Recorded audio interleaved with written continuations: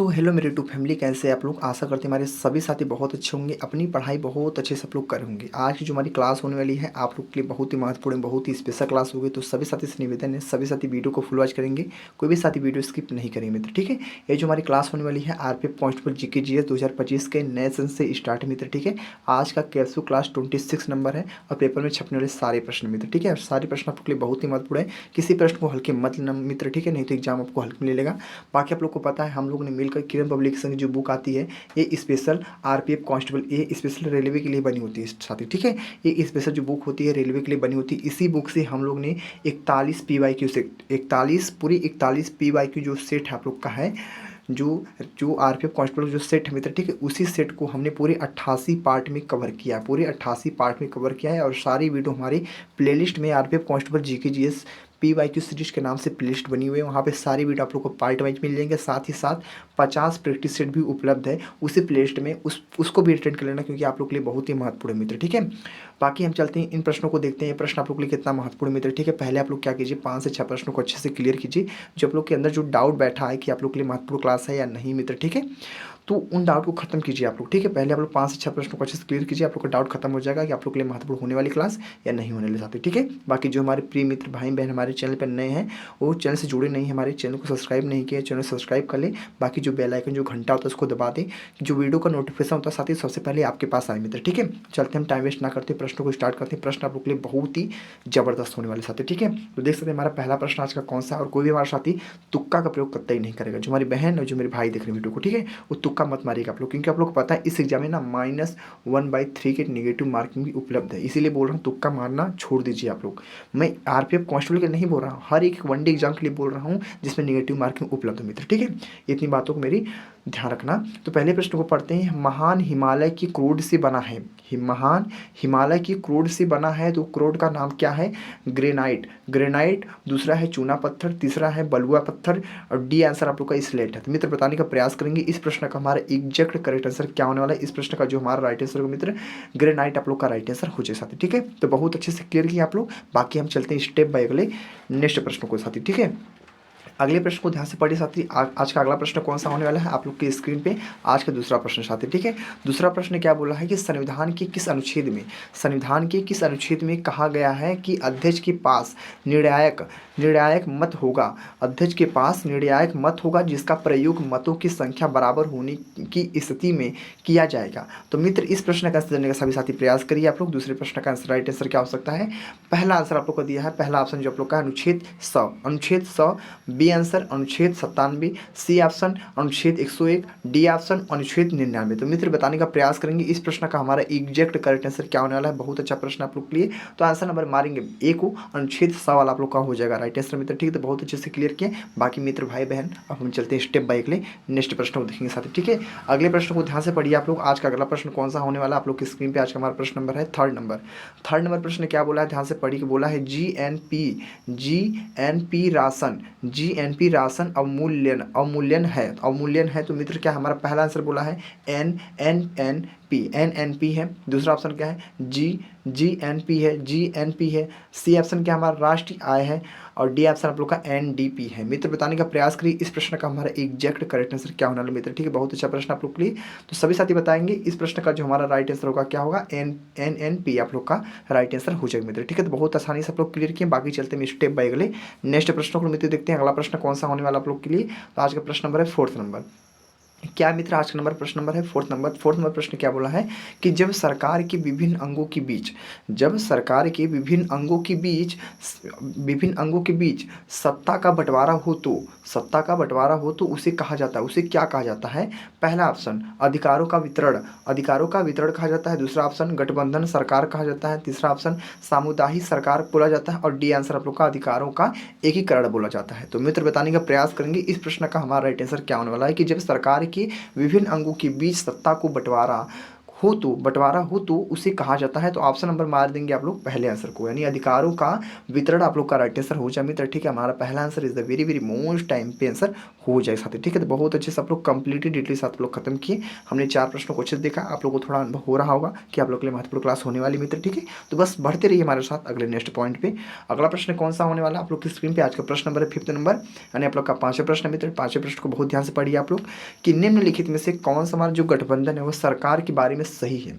निम्नलिखित में से कौन सा गठबंधन सरकार है जिसके बारे में सही है। तो पहला ऑप्शन आपको कौन दिया है, दी या अधिक दलों के बीच सत्ता की साझेदारी, दी या अधिक दलों के बीच सत्ता की साझेदारी। दूसरा ऑप्शन क्या हमारा, विभिन्न सामाजिक समूहों के बीच सत्ता की साझेदारी। सी आंसर आप लोग का है विभिन्न स्तरों पर सत्ता की साझेदारी। और आप लोग का डी आंसर मित्र क्या हमारा है, इनमें से कोई नहीं। तो ठीक है, तो बताने का प्रयास करेंगे आप लोग इस 5वें प्रश्न का हमारा आंसर क्या होने वाला है कि निम्नलिखित में से कौन सा गठबंधन सरकार के बारे में सही है। तो इस प्रश्न का जो हमारा आंसर होने लगे, तो इस प्रश्न का जो आंसर होगा हमारा क्या होगा, दी या अधिक दलों के बीच जो सत्ता की साझेदारी। ऑप्शन नंबर आप लोग का हो जाएगा क्या हमारा, ऑप्शन नंबर पहला वाला आप लोग का राइट आंसर हो जाएगा मित्र। ठीक है, तो आसानी से क्लियर किए। बाकी जितने मैं प्रश्न बता रहा हूँ ना, सारे प्रश्नों को मैं नोटबुक पर नोट करते रहिए मित्र। ठीक है, क्योंकि इसी वीडियो में ना सारे प्रश्नों में रटवा दूंगा बहुत अच्छी तरीके से आप लोग को। ठीक है, आप भी सोचेंगे नहीं, इस वीडियो में मैं सारे प्रश्नों को रट लूँगा। ठीक है, सारे प्रश्नों को रटवा दूंगा, बस आसान से, बस हमारे साथ आप लोग लगे रहिए। ठीक है, एंड तक मित्र, क्योंकि सारे प्रश्न आप लोग के लिए बहुत ही महत्वपूर्ण है, किसी प्रश्न को हल्के मत लेना आप लोग। ठीक है, बाकी चलते हैं स्टेप बाय नेक्स्ट प्रश्न को देखते हैं। आज का प्रश्न नंबर है 6 नंबर। तो 6 नंबर प्रश्न क्या मित्र, ध्यान से पढ़िए आप लोग। 6 नंबर प्रश्न बोला आप लोग के लिए, क्या प्रश्न है, किस प्रकार की सरकार निष्पक्ष तथा स्वतंत्र चुनाव पर आधारित होती है जिसमें तत्कालीन सत्ताधारियों के हारने का निष्पक्ष उचित अवसर हो। ठीक है, तो किस प्रकार की सरकार निष्पक्ष तथा स्वतंत्र चुनाव पर आधारित होती है जिसमें तत्कालीन सत्ताधारियों की हारने का निष्पक्ष उचित अवसर हो। तो मित्र पहला आंसर क्या हमारा, निरंकुश है। पहला ऑप्शन निरंकुश है, दूसरा ऑप्शन लोकतांत्रिक, तीसरा ऑप्शन क्या हमारा, राजतांत्रिक, चौथा ऑप्शन अधिकारवादी। तो मित्र बताने का प्रयास करेंगे आप लोग इस प्रश्न का हमारा एग्जैक्ट करेक्ट आंसर क्या होने वाला है। सभी साथी बताने का प्रयास करेंगे इस प्रश्न का जो हमारा राइट आंसर होगा क्या होगा, लोकतांत्रिक आप लोग का राइट आंसर हो जाए मित्र। ठीक है, ऑप्शन नंबर क्या मारेंगे, ऑप्शन नंबर आप लोग मारेंगे बी को। ठीक है, बी के आप लोग का राइट आंसर हो जाए मित्र। ठीक है, तो आसानी से आप लोग क्लियर किए। बाकी चलते हैं स्टेप बाय अगले नेक्स्ट पॉइंट पे। ठीक है, अगले प्रश्न को ध्यान से पढ़ते हैं। आज का प्रश्न नंबर है 7 नंबर। तो 7 नंबर प्रश्न क्या बोला हमारा, ध्यान से पढ़िए आप लोग। 7 नंबर प्रश्न बोला है कि राज्यसभा का जो सदस्य है, राज्यसभा का सदस्य बनने के लिए जो न्यूनतम हमारी आयु होती है, आयु कितनी होनी चाहिए आप लोग को। ठीक है, इतना बता सकते हैं आप लोग, आसानी से बता सकते हैं मित्र। ठीक है, ये प्रश्न आप लोग के लिए बहुत ही महत्वपूर्ण है मित्र। ठीक है, कि राज्यसभा का जो सदस्य बनने के लिए न्यूनतम हमारी आयु होती है वो कितनी होनी चाहिए, 25 वर्ष, 30 वर्ष, और क्या हमारे 20 वर्ष और हमारा 22 वर्ष। मित्र बताने का प्रयास करिए आप लोग इस प्रश्न का हमारा एग्जैक्ट करेक्ट आंसर क्या होने वाला है कि राज्यसभा का जो सदस्य है बनने के लिए न्यूनतम आयु क्या होनी चाहिए। तो ऑप्शन नंबर मारेंगे आप लोग क्या, किसको, 30 वर्ष को, यानी आप लोग का 30 वर्ष, आप लोग का 30 आप लोग का राइट आंसर हो जाएगा, 30 ईयर आप लोग का राइट आंसर हो जाएगा। ठीक है, 30 ईयर आप लोग का। ठीक है मित्र, क्लियर हो चुके हैं आप लोग अच्छे से। बाकी चलते हैं स्टेप बाय अगले नेक्स्ट प्रश्न मित्र। ठीक है, अगले प्रश्न को ध्यान से पढ़ते हैं। आज का प्रश्न नंबर कौन सा हमारा है, आप लोग की स्क्रीन पे आज का प्रश्न नंबर है 8वां मित्र। ठीक है, तो इस 8वें प्रश्न को ध्यान से पढ़िए आप लोग। आज का 8वां प्रश्न क्या बोला है, तो साथियों चलते हैं 8वें प्रश्न को देखते हैं। 8वां प्रश्न क्या होने वाला हमारा है, देखते हैं। 8वें प्रश्न बोला है कि हमारा क्या है कि भारत में स्वतंत्रता के बाद कितनी बार राष्ट्रीय आपातकाल लागू हो चुकी है। ठीक है, भारत में स्वतंत्रता के बाद कितनी बार राष्ट्रीय आपातकाल लागू हो चुकी है। तो चलते हैं, हमें देखते हैं इसके ऑप्शनों को। इसका ऑप्शन क्या होने वाला है, इसका ऑप्शन हमारा दिया है क्या हमारा, बोला ऑप्शन नंबर पहला हमारा है 1 बार, दूसरा है 3 बार, तीसरा है 4 बार, और डी आंसर आपका 2 बार। तो मित्र बताने का प्रयास करेंगे इस प्रश्न का हमारा राइट आंसर क्या होने वाला है। क्या हमारा प्रश्न क्या बोला था, प्रश्न बोला था कि भारत में स्वतंत्रता के बाद कितनी बार राष्ट्रीय आपातकाल लागू हो चुकी है या चुका है। तो मित्र बताने का प्रयास करेंगे इस प्रश्न का जो हमारा राइट आंसर होगा क्या होगा, 3 बार आप लोग का राइट आंसर हो जाएगा। क्या होगा, 3 बार आप लोग का क्या होगा, राइट आंसर हो जाएगा। यानी option number B is the very very most time पे आंसर हो जाएगा। बहुत अच्छे से क्लियर किया आप लोग। बाकी चलते हैं स्टेप बाय अगले नेक्स्ट प्रश्न न्यूज आती है। अगले प्रश्न को ध्यान से पढ़िए आप लोग। आज का प्रश्न नंबर है 9th नंबर। तो 9th नंबर प्रश्न क्या मित्र, ध्यान से पढ़िए आप लोग का। 9th प्रश्न बोला है कि भारत के जो हमारे राष्ट्रपति है द्वारा, भारत के राष्ट्रपति द्वारा बुलाई बुलाई गई संयुक्त बैठक की जो अध्यक्षता है वो निम्नलिखित में से कौन करता है। ठीक है, जो अध्यक्षता होता है उस अध्यक्षता को निम्नलिखित में से कौन करता है, ये तो आप लोग को बताना है। बहुत ही सिंपल है, आप लोग बता भी सकते हैं आसानी से, तो बताने का प्रयास कीजिए आप लोग। इस प्रश्न का आंसर क्या होने वाला है कि भारत के जो राष्ट्रपति हैं द्वारा बुलाई गई संयुक्त बैठक की अध्यक्षता निम्नलिखित में से कौन करता है। पहला आंसर आप लोग का बोला है राज्यसभा का सभापति, राज्यसभा का सभापति। दूसरा ऑप्शन है लोकसभा का अध्यक्ष। तीसरा ऑप्शन है भारत के राष्ट्रपति और चौथा ऑप्शन लोग का है भारत के प्रधानमंत्री मित्र। ठीक है, तो बताने का प्रयास करेंगे आप लोग। इस 9th प्रश्न का हमारा आंसर क्या होने वाला है कि भारत के राष्ट्रपति द्वारा बुलाई गई संयुक्त बैठक की अध्यक्षता कौन करता है, निम्नलिखित में से कौन करता है। तो ऑप्शन नंबर मारेंगे बी को, यानी लोकसभा का अध्यक्ष आप लोग का क्या होगा, राइट आंसर हो जाएगा मित्र। ठीक है, तो बहुत आसानी से आप लोग क्लियर किए। बाकी चलते हैं स्टेप बाय अगले नेक्स्ट प्रश्न के साथ। ठीक है, हम चलते हैं स्टेप बाय अगले नेक्स्ट प्रश्न को। अगला प्रश्न कौन सा होने वाला है, आप लोग के लिए स्क्रीन पे आ चुका हमारा 10वां प्रश्न। 10वें प्रश्न को बहुत ध्यान से पढ़िए आप लोग। आज 10वां प्रश्न क्या बोला है, आज का 10वां प्रश्न बोला है कि प्रत्येक 6 महीने में संसद की स्वीकृति लेकर राष्ट्रपति शासन अधिकतम कितने समय के लिए बढ़ाया जा सकता है। ठीक है, बढ़ाया जा सकता है। ठीक है, यानी प्रत्येक 6 महीने में संसद की स्वीकृति लेकर राष्ट्रपति शासन अधिकतम कितने समय के लिए बढ़ाया जा सकता है। तो पहला आंसर आप लोग का क्या हमारा है, 1 साल। जो पहला ऑप्शन आप लोग का है 1 साल। ठीक है, दूसरा ऑप्शन क्या हमारा है 3 साल। ठीक है, तीसरा हमारा है 2 साल और छठा डी आंसर आप लोग का हमारा 6 साल। ठीक है, 2-6 साल। ठीक है, तो मित्र बताने का प्रयास करेंगे इस प्रश्न का हमारा राइट आंसर क्या होने वाला है कि प्रत्येक 6 महीने में संसद की स्वीकृति लेकर राष्ट्रपति शासन अधिकतम कितने समय के लिए बढ़ाया जा सकता है। तो ऑप्शन नंबर मार देंगे आप लोग 3 साल को, यानी ऑप्शन नंबर क्या होगा हमारा B answer is the very very most time पे आंसर हो जाए मित्र। ठीक है, तो हमने देखा पूरे 10 प्रश्नों को बहुत आसानी से कंप्लीट किया। ठीक है, बाकी हम चलते हैं स्टेप बाय अगले नेक्स्ट प्रश्न को। ठीक है, अगले प्रश्न को ध्यान से पढ़िए आप लोग। आज का प्रश्न नंबर कौन सा है, आप लोग की स्क्रीन पे आज का प्रश्न नंबर मित्र हमारा 11वां नंबर है। ठीक है, यानी 11वां नंबर प्रश्न क्या आप लोग का 11 प्रश्न क्या बोला है, ध्यान से पढ़िए आप लोग कि संसद के दोनों सदनों में से किस एक सदन में न्यूनतम कितने सदस्य होने अनिवार्य है, कितने अनिवार्य है, जिसमें क्या जिससे सदन की कार्यवाही चलती है, जिससे संसद की क्या हमारी कार्यवाही चलती है मित्र। ठीक है, यानी संसद के दोनों सदनों में से किस एक सदन में न्यूनतम कितने सदस्य होने अनिवार्य हैं जिससे सदन की कार्यवाही चलती रहे। ठीक है, तो ऑप्शन देख सकते हैं। ऑप्शन हमारा क्या पहला आंसर क्या मित्र, हमारा पहला ऑप्शन बोला है कुल सदस्य का 10वां भाग, कुल सदस्य का 10वां भाग। बी आंसर क्या बोला है कुल सदस्य का 7वां भाग, कुल सदस्य का 7वां भाग। सी आंसर क्या बोला है कुल सदस्य का 6ठा भाग, कुल सदस्य का 6ठा भाग। और डी आंसर बोला है कुल सदस्यों का 5वां भाग। तो मित्र लोग बताने का प्रयास कीजिए कि हमारे 11वें प्रश्न का जो हमारा राइट आंसर क्या होने वाला मित्र। ठीक है, तो बता दें इस प्रश्न का जो हमारा एग्जैक्ट करेक्ट आंसर हो जाएगा आप लोग का राइट आंसर हो जाएगा कुल सदस्यों का 10वां भाग आप लोग का हमारा राइट आंसर हो जाएगा। तो बहुत अच्छे से क्लियर किए आप लोग। बाकी हम चलते हैं स्टेप बाय अगले नेक्स्ट प्रश्न को। ठीक है, अगले प्रश्न को ध्यान से पढ़ते हैं। आज का प्रश्न नंबर है 12 नंबर।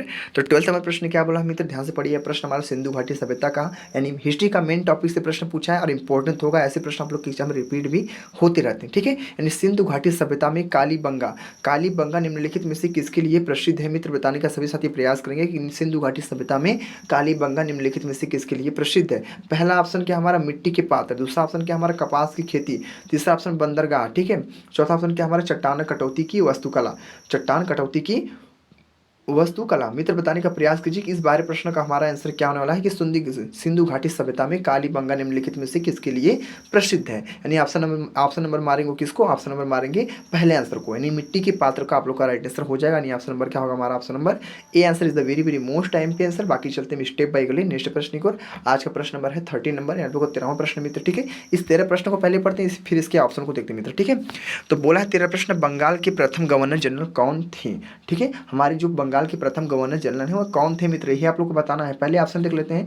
ऑप्शन नंबर पहला पूछा, ऑप्शन नंबर पहला हमारा है कि वारेन हेस्टिंगस और कर्नल सैंडर्स और सी ऑप्शन आप लोग का है क्या हमारा विलियम बेंटिंग और डी आंसर आप लोग का है कि रॉबर्ट क्लाइव। तो मित्र बताने का प्रयास कीजिए कि इस प्रश्न का हमारा आंसर क्या होने वाला है। आप प्रश्न हमारा पूछा था कि बंगाल के प्रथम गवर्नर जनरल कौन है। बंगाल की जो प्रथम गवर्नर जनरल है मित्र, पहला आंसर मार देंगे टिक को, पहला आंसर आप लोग का हो जाएगा राइट आंसर। बहुत अच्छा प्रश्न था और आसानी से आप लोग बता भी सकते हैं कि वारेन हेस्टिंगस आप लोग का राइट आंसर हो जाएगा। ऑप्शन नंबर मारेंगे आंसर नंबर ए को। ठीक है, तो आंसर नंबर ए आप लोग का क्या होगा राइट आंसर हो जाएगा। बाकी हम चलते हैं स्टेप बाय अगले नेक्स्ट प्रश्न को देखेंगे मित्र। अगला प्रश्न कौन सा होने वाला है आप लोग की स्क्रीन पे आज का हमारा है प्रश्न नंबर है 14 नंबर है, यानी आप लोग का 14 नंबर प्रश्न है। प्रश्न आप लोग के लिए बहुत ही महत्वपूर्ण क्योंकि ये हमारा पानीपत की लड़ाई के बारे में पूछा है साथी, ठीक है, यानी आप लोग का हिस्ट्री का मेन टॉपिक प्रश्न से पूछा साथी। सभी सारे प्रश्न आप लोग के लिए महत्वपूर्ण है। जो हमारे साथी हिस्ट्री, पॉलिटी, जियोग्राफी को अच्छे से पढ़े होंगे उनको पता होगा प्रश्न आप लोग कितना महत्वपूर्ण होने वाले मित्र, ठीक है। यानी 14 प्रश्न बोला है कि पानीपत की जो द्वितीय लड़ाई वो किन दो सेनाओं के बीच लड़ी गई थी मित्र। बहुत अच्छा प्रश्न, आसानी से बता भी सकते हैं कि जो पानीपत की द्वितीय लड़ाई हमारी है वो किन दो सेनाओं के बीच लड़ी गई थी। तो अकबर तथा हेमू के बीच लड़ी गई थी, या बाबर तथा राणा सांगा के बीच लड़ी गई थी, या अकबर तथा मेवाड़ के राणा के बीच में लड़ी गई थी, या बाबर तथा लोधी साम्राज्य के बीच में लड़ी गई थी मित्र, ठीक है। तो सभी साथी बताने का प्रयास करेंगे। इस प्रश्न का हमारा एग्जैक्ट करेक्ट आंसर क्या होने वाला है कि पानीपत की द्वितीय लड़ाई निम्न में किन दोनों सेनाओं के बीच लड़ी गई थी। तो ऑप्शन नंबर मार देंगे, ऑप्शन नंबर हो जाएगा आप लोग क्या हमारा A answer is the very very most time पे आंसर हो जाएगा। यानी अकबर तथा हेमू के बीच हमारी ये पानीपत की द्वितीय लड़ाई लड़ी गई थी साथी, ठीक है। ये दोनों सेनाओं के बीच लड़ी गई थी, ठीक है। बाकी चलते हैं स्टेप बाय अगले नेक्स्ट पॉइंट पर पढ़ते हैं। आज का अगला प्रश्न कौन सा होने वाला है आप लोग के स्क्रीन बोर्ड पे। आज का प्रश्न नंबर है 15 नंबर। आज का प्रश्न नंबर 15 क्या पूछा साथी, ध्यान से पढ़ने का प्रयास करेंगे। बोला है 15 नंबर कि निम्नलिखित में से किसने गदर आंदोलन में महत्वपूर्ण भूमिका निभाई थी। निम्नलिखित में से किसने गदर आंदोलन में महत्वपूर्ण भूमिका निभाई थी। तो सभी हमारे साथी बताने का प्रयास करेंगे। इस प्रश्न का हमारा एग्जैक्ट करेक्ट आंसर क्या होने वाला है। बहुत ही महत्वपूर्ण प्रश्न है और आसानी से आप लोग बता भी सकते हैं। पहला ऑप्शन क्या हमारा, पहला ऑप्शन बोला है कि लाला हरदयाल। दूसरा ऑप्शन क्या हमारा विपिन चंद्रपाल। दूसरा ऑप्शन क्या हमारा विपिन चंद्रपाल। तीसरा ऑप्शन क्या हमारा विष्णु गणेश पिंगले। डी आंसर क्या हमारा है श्याम जी कृष्ण वर्मा। तो साथी बताने का प्रयास करेंगे आप लोग कि निम्नलिखित में से किसने गदर आंदोलन में महत्वपूर्ण भूमिका निभाई थी। ऑप्शन नंबर मार देंगे किसको, ऑप्शन नंबर आप लोग का हो जाएगा ऑप्शन नंबर ए वाला आप लोग का राइट आंसर हो जाएगा, ठीक है। ऑप्शन नंबर क्या होगा ए वाला, यानी लाला हरदयाल आप लोग का क्या होगा राइट आंसर हो जाएगा मित्र, ठीक है। तो आसानी से आप लोग कंप्लीट किए। बाकी चलते हैं अगले नेक्स्ट प्रश्न को, अगले प्रश्न को ध्यान से पढ़ते हैं। आज का प्रश्न नंबर है 16 नंबर, आप लोग का 16 प्रश्न मित्र, ठीक है। बहुत ध्यान से पढ़ने का प्रयास करेंगे आप लोग, ठीक है। प्रश्न आप लोग के लिए बहुत ही डेंजर है, बहुत ही महत्वपूर्ण है। किसी प्रश्न को हल्के में लिए आपको एग्जाम को हल्के में पक्का मिलेगा। इतना बात ध्यान रखना मेरी कि आप प्रश्न को हल्के में लिए एग्जाम आपको हल्के मिलेगा। दरअसल आप लोग को पता है कि आप लोग के एग्जाम में ज़्यादा हार्ड प्रश्न नहीं पूछे जाते हैं, क्योंकि आप लोग को मैंने अभी बताया था, अगली नेक्स्ट वीडियो में बताया था आप लोग को कि जो RPF SI का जो एग्जाम हुआ था साथी 8 तारीख से पता था, 8 तारीख से आप लोग का एग्जाम होने वाला था ना RPF SI का मित्र। RPF SI का जब एग्जाम हुआ था ना उसको मैंने एनालिसिस किया, तो देखा कि किस प्रकार से प्रश्न कहाँ से पूछे गए थे मित्र, ठीक है। उसी के बेस पर आप लोग को मैं बता रहा हूँ साथी, ठीक है।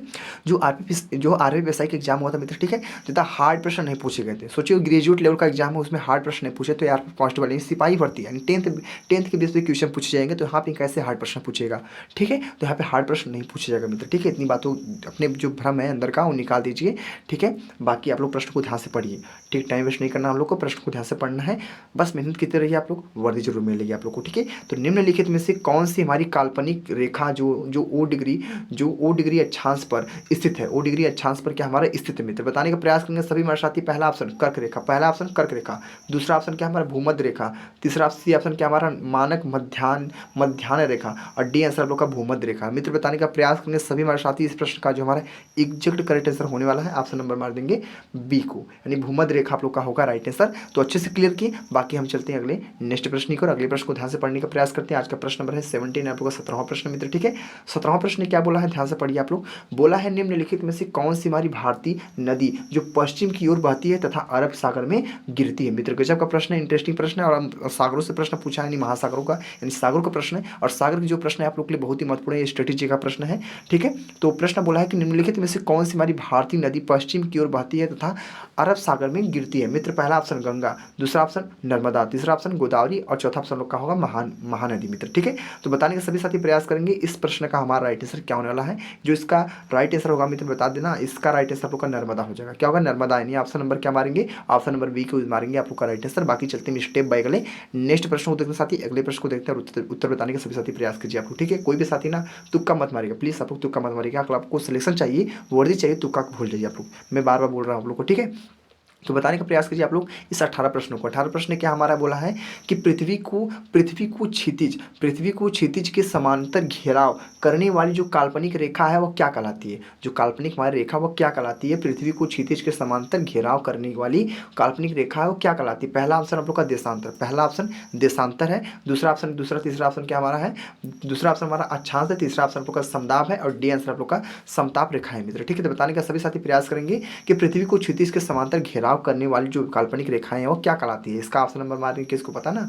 इसका ऑप्शन नंबर क्या आप लोग का राइट आंसर होगा? अक्षांश। राइट आंसर क्या होगा? अक्षांश। अक्षांश आप लोग का यानी आपका B answer is the very very most time पे आंसर हो जाए तो आसानी से आप लोग क्लियर की। हमने देखा, हमने 18 प्रश्नों को बहुत अच्छे से कंप्लीट किया। बाकी चलते हैं आज के अगले नेक्स्ट पॉइंट पे। अगला प्रश्न कौन सा होने वाला है आप लोग के स्क्रीन पे? आज का प्रश्न नंबर है 19वां प्रश्न नंबर है, ठीक है। तो इस 19 प्रश्नों को ध्यान से पढ़ने का प्रयास कीजिए। आज का 19 प्रश्न में क्या बोला है कि किस राज्य ने गंगा डॉल्फिन किस राज्य ने गंगा डॉल्फिन को राज्य जलीय जीव घोषित किया है?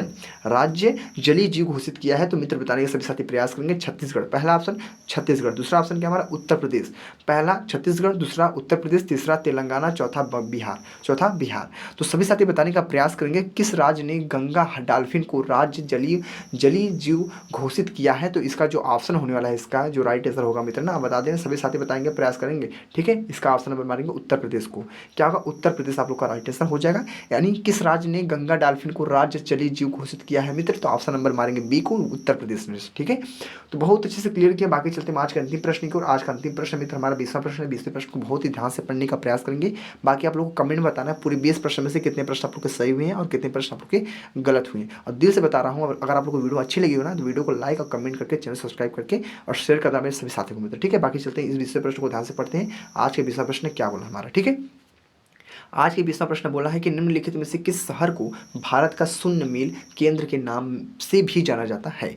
निम्नलिखित में से किस शहर को भारत का शून्य मील केंद्र के नाम से भी जाना जाता है? तो मित्र पहला ऑप्शन जबलपुर, दूसरा ऑप्शन नागपुर, तीसरा ऑप्शन इलाहाबाद, डी आंसर आप लोग का दिल्ली मित्र, ठीक है। तो बताने का प्रयास करेंगे इस प्रश्न का हमारा राइट आंसर क्या होने वाला है कि निम्नलिखित में से किस शहर को भारत का शून्य मील केंद्र के नाम से भी जाना जाता है? ऑप्शन नंबर मारेंगे बी को, नागपुर आप लोग का हो जाएगा राइट आंसर मित्र, ठीक है। तो बहुत आसानी से आप लोग कंप्लीटली डिटेल से आप लोग को मैंने बता दिया, पूरे 20 प्रश्नों को आप लोग को बहुत अच्छे से समझा दी मित्र, ठीक है। तो वीडियो आप लोग को कैसी लगी? थोड़ी अच्छी लगी वीडियो ना तो लाइक और कमेंट, चैनल सब्सक्राइब करके बेल आइकन को प्रेस कर देना कि वीडियो का जो नोटिफिकेशन होता है सबसे पहले आपके पास मित्र आएगा, ठीक है। बाकी आप लोग घबराने वाली बात नहीं, आप लोग अच्छे से तैयारी करते रहिए, मेहनत करते रहिए। एग्जाम आप लोग को पता है मार्च में आपका एग्जाम होने वाला है साथी, ठीक है। तो बस अभी भी आप लोग के पास 1 मंथ का समय बचा हुआ है साथी, ठीक है। आप लोग आसानी से अच्छे से तैयारी कर सकते हैं। रिविजन जितना हो सके उतना रिविजन कीजिए। और बता देना एक अच्छी बात बता दें, आप लोग जीके जीएस पढ़ रहे हैं ना, जीके जीएस पढ़ रहे हैं ना, मैं आप लोग को PYQ तो बता दिया हूँ, पूरे PYQ क्वेश्चनों को मैं रटवा दिया हूँ आप लोग को पूरे 88 पार्ट में। हमारे प्ले लिस्ट में सारी वीडियो आप लोग को मिल जाएंगे, कहीं भी जाने की जरूरत नहीं है आप लोग को। मैं सारी PYQ आप लोग बता दिया हूँ, वो भी सबसे बेस्ट बुक किरण पब्लिकेशन की बुक से मित्र, ठीक है। सारी जितनी क्वेश्चन है आप लोग को सारे में बता दिया हूँ मित्र, ठीक है। बाकी आप लोग के लिए एक बेस्ट बुक बता रहा हूँ, क्या है? सार संग्रह की जो बुक आती है मित्र, सार संग्रह की स्पेशल खान सर की बुक है मित्र, ठीक है। वह स्पेशल खान सर की बुक है और खान सर ने लिखा ही है, ठीक है। यह सार संग्रह की जो बुक है ये आप लोग के लिए बहुत ही स्पेशल बुक है, जीके जीएस के लिए बहुत ही महत्वपूर्ण बुक है। इस बुक से आप लोग पढ़ सकते हैं, अपना रिविजन कर सकते हैं मित्र, ठीक है। अभी भी आप लोग के पास एक महीने तक आप लोग के पास समय है, तो अच्छे से तैयारी करते रहिए, वर्दी के पीछे पागल बन जाइए साथ, ठीक है। क्योंकि आप लोग को पता है रेलवे का जो वैकेंसी आती है मित्र ना, 6 साल 5 साल बाद आप लोग को वैकेंसी आ रही है मित्र, ठीक है। और कितनी कम पोस्ट आ रहे हैं तो उसको फोकस करते हुए, उसको देखते हुए आप लोग थोड़ा मेहनत कीजिए और, ठीक है, आप लोग का सिलेक्शन जाए मित्र, ठीक है। बाकी इस वीडियो में इतना आप लोग के लिए बहुत कुछ था। मिलते हैं अगले नेक्स्ट वीडियो में, वीडियो को ही पेंट करते हैं मित्र, ठीक है। तो ठीक है, जय हिंद, जय भारत, वंदे मातरम।